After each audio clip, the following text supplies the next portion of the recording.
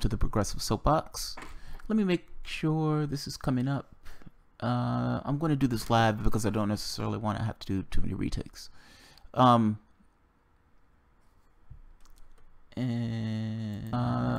Yes, I'm hearing volume and I'm seeing sound.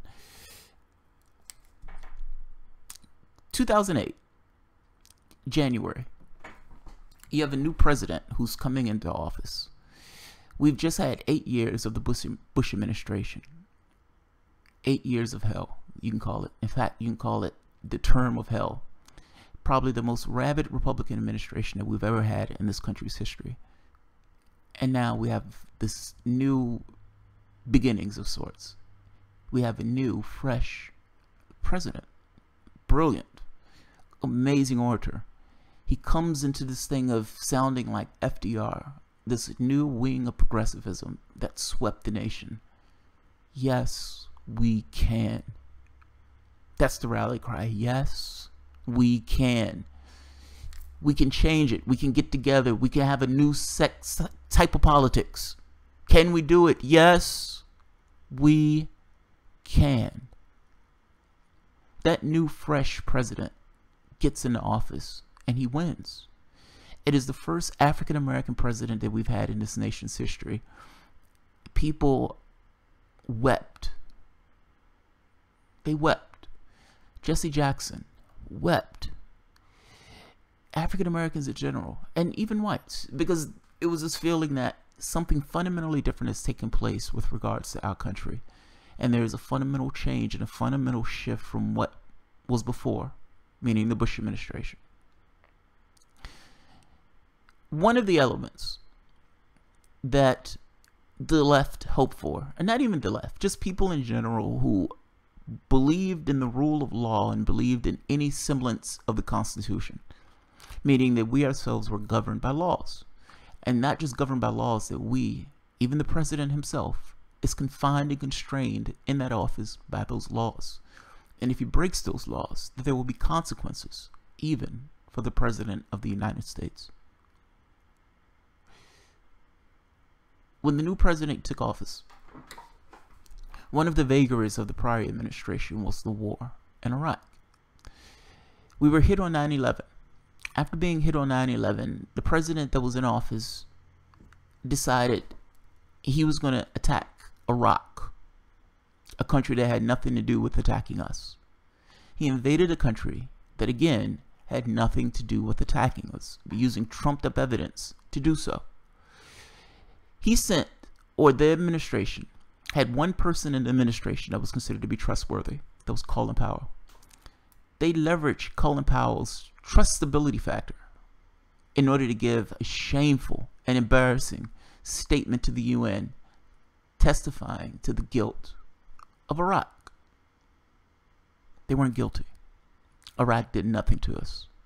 The Bush administration compounded this fake evidence with torture, meaning the United States, even though it's against our laws and against international laws, had our soldiers torturing other human beings, to some of those people dying in the thing of torture. Part and parcel to the torture was to create a link between 9/11 and the war in Iraq that had no weapons of mass destruction. The story became, they're going to see us as liberators, we're going to help them out, we're going to stop the weapons of mass destruction. Then when it went to shit, we don't want anything to do with it. It wasn't our fault. Obama pulled out, etc., etc., etc. What it boils down to, though, is we invaded a country that had nothing to do with attacking us. We used trumped-up evidence to do so. We used propaganda to go into the news in order to trump up support for a war that, again, murdered 1 million people. I use the term murder because if you're going into a country, what do you think is going to take place? Do you think those people are just going to accidentally die? We're dropping bombs in areas. If you're dropping bombs in areas, you're going to murder people.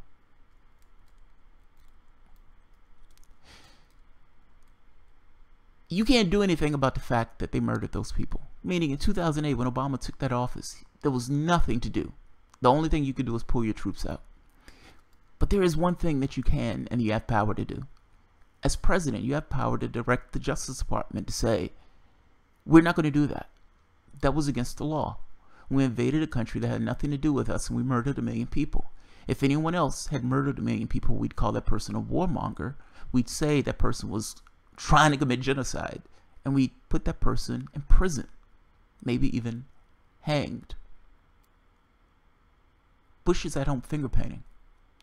The prior administration said, we're looking forward, we're not looking backwards, and hid the torture papers, meaning showing what we were doing, what our military personnel was doing in regards to torturing people, in his library for X number of years. Part and parcel to going after a prior president and prior administration when they do things that are grotesquely against the law is this aspect of law to try to prevent people from doing the same thing again, meaning we need to make an example out of this person so the next person, when given the opportunity, wouldn't do the same thing. That's kind of somewhat of a basis of law. That's part of the reason why you actually give people jail time. Yes, we want to punish the individual, but we also want to show that society not to repeat this behavior. We don't want presidents invading other countries and murdering people willy-nilly. We don't want that. We frown upon that. We don't want presidents making a determination that they can torture whoever they want. We as a country frown upon that. That is against our laws. That is against international law. If a president is going to come into office, does a president have the responsibility of fulfilling the laws of this country? Yes or no? If the answer to that is yes, then it was a travesty that Bush is at home finger painting right now. The reason why I bring this up is because this was released from The Guardian today. White House is pressuring intelligence officials to find Iran in violation of the nuclear deal. Well, that's interesting. That's interesting. Intelligence analysts, chastened by the experience of 2003 Iraq War, were said to be resisting the pressure to come up with evidence for Iranian violations. What this means is the Trump administration wants to say they violated it. Go find evidence to show that they violated it. Has nothing to do with them actually violating it. They're trying to cook the books. They're trying to come up with a pretext. If you've seen some of my earlier videos, when I first started this channel, I pointed out the fact that Trump seemed to be looking for a pretext to kill the Iran deal. The pretext wasn't real. They were looking for a pretext. Now, if we look at the way media behaves, when Trump decided to attack Syria, he didn't wait for the evidence there either. There's a sarin gas attack. Even though Trump had been murdering people left and right, he's like, the babies, the little babies. Donald Trump likes the babies. So we must attack Syria now. No, I don't have constitutional justification to do it. I don't have international justification to do it. I'm Donald Trump, and goddammit, I'm a king. I'm just going to do it. Congress completely abdicates its responsibility to do anything about it.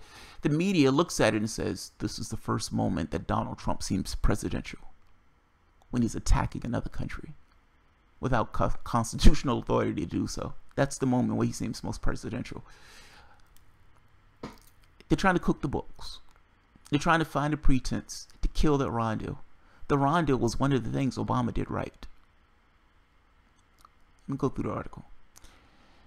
U.S. intelligence officials are under pressure from the White House to produce a justification to declare Iran in violation of the 2015 nuclear agreement, in an echo of the politicization of intelligence that led up to the Iraq invasion, according to former officials and analysts. The collapse of the 2015 deal between Tehran, the United States, and 5 other countries, by which Iran has significantly curbed its nuclear program in return for sanctions relief, would trigger a new crisis over nuclear proliferation at a time where the United States is in a tense standoff with North Korea. Intelligence analysts, chastened by the experience in the 2003 Iraq War, they're chastened by it. Chastened. You killed 1 million people. Chastened is not the word I would use for that. I would use a different word for that. We're chastened by the experience of 2015. You're chastened by it. Those people are dead. intelligence analysts chastened by the experience of 2003 Iraq War, launched by the Bush administration on the basis of phony evidence of weapons of mass destruction, are said to be resisting pressure to come up with evidence of Iranian violations. So the president, the reality show host, hey, I need you guys to come up with evidence so I can void this deal. That's amazing. Anecdotally, I've heard this from members of the intelligence community that they feel like they've come under pressure, said Ned Price, a former CIA analyst who served as a National Security Council spokesperson and special assistant to Barack Obama. They told me there was a sense of revulsion. There was a sense of deja vu. There was a sense of we've seen this movie before. However, Donald Trump said he expects to declare Iran non-compliant by mid-October. That's amazing. I expect to come up with reasons that they violated it in October. I'm a little busy right now to find reasons. I'll find them in October. That's amazing. That's amazing. However, Donald Trump says he expects to declare Iran non-compliant by mid-October, the next time he is required by Congress to sign a 3-monthly certification of the nuclear deal. And the administration is pursuing other avenues, another avenue that could trigger collapse of the deal. David Cohen, former deputy director of the CIA, said it was disconcerting that Trump appeared to have come up to a conclusion before the findings intelligence were to back it up. Meaning, look, it's a little disconcerting that the president has come up with reasons before there is any evidence to support those reasons. He wants to attack Iran. That's what it boils down to. And he's trying to get the intelligence community to come up with reasons that he can use to gut the Iran deal. That's amazing. Probably one of the most terrifying things of living in this society is that there is no referee. Meaning, the people who are supposed to be the referee have completely abdicated their responsibility. So Congress doesn't take the reins, meaning the president, for the most part, can be a king and go anywhere he wants. Whether or not he has constitutional justification to do so, Congress allows it. They don't call him on it. Whether that's Obama, whether that's Bush, or apparently whether that's Donald Trump, a reality show host. The guy was literally firing has-been celebrities 8 months ago. And now he's making a determination to declare war against Iran, or trying to find reasons or pretexts to declare war against Iran. They murdered 1 million people. What do you think? How many people do you think they're going to murder in this war? And yes, again, I've used the term murder because that's essentially what's taking place. If you attack a country that you don't have justification to do so, certainly you understand that attacking that country is going to get people killed. Whether those attacks directly kill people or not, meaning whether that bomb kills that person, whether that person dies of famine or hunger or some other issue because of your actions, that's murder. That's murder. Call it what it is. He's looking for a pretext to attack Iran. That's what it boils down to. All of those Trump supporters who voted for Donald Trump because he thought he's going to be a non-interventionist. Yeah, he lied. He lied. When Bannon was fired, that should have told you everything you needed to know. Donald Trump lied to you. I find this fascinating in the same way that I find it fascinating that progressives believe that Obama was something. They believed it till the end. When do you guys get off? When do you get off this train? That's what I'm getting at. If you were supporting Donald Trump because you thought he was going to be non-interventionist, and he's trying to find a pretext to attack Iran, are you going to pretend that what he's doing is right? Meaning looking for evidence in order to gut a deal that's going to get 1 million people killed. Do you support Trump to that degree where reality has nothing to do with the situation? I'll leave it at that. Yeah, I'll leave it at that, man. This wasn't meant to be long. It was just kind of making this out. I don't like us killing people.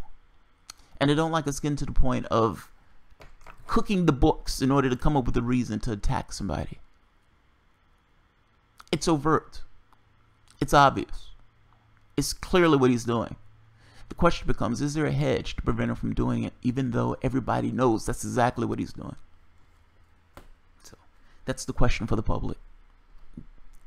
All right, I'll leave it at that. All right, guys. If you enjoy the content, feel free to share, rate, subscribe, and of course, you can always support the work through Patreon.